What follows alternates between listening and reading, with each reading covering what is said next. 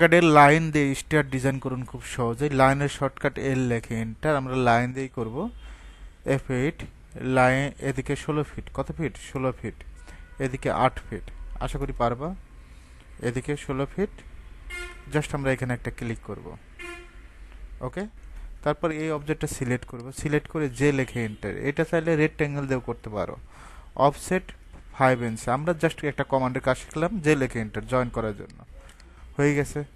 আমরা আর একটা কমান্ডের কাজ দেখাবো, এক্স লেখে এন্টার, এক্সপ্লোর। অফসেট এখান থেকে আমরা 4 ফিট লিখব। কত ফিট? 4 ফিট অফসেট নেব। এখানে আমরা মাল্টিপল অফসেটের কাজটা শিখাবো। ও লেখে এন্টার, 10 লেখে এন্টার। যে এই লাইনে ক্লিক করবা অটোমেটিক নিচে মাল্টিপল শো করবে।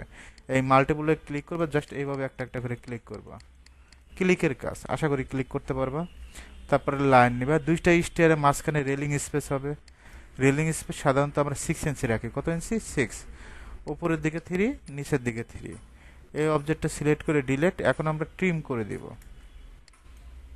ভিতরে অবজেক্টটা কি করে দিবা? ট্রিম করে দিবে। এখন আমরা বাউন্ডারি কমান্ডের কাজ শিখবো। বিও লেখে এন্টার,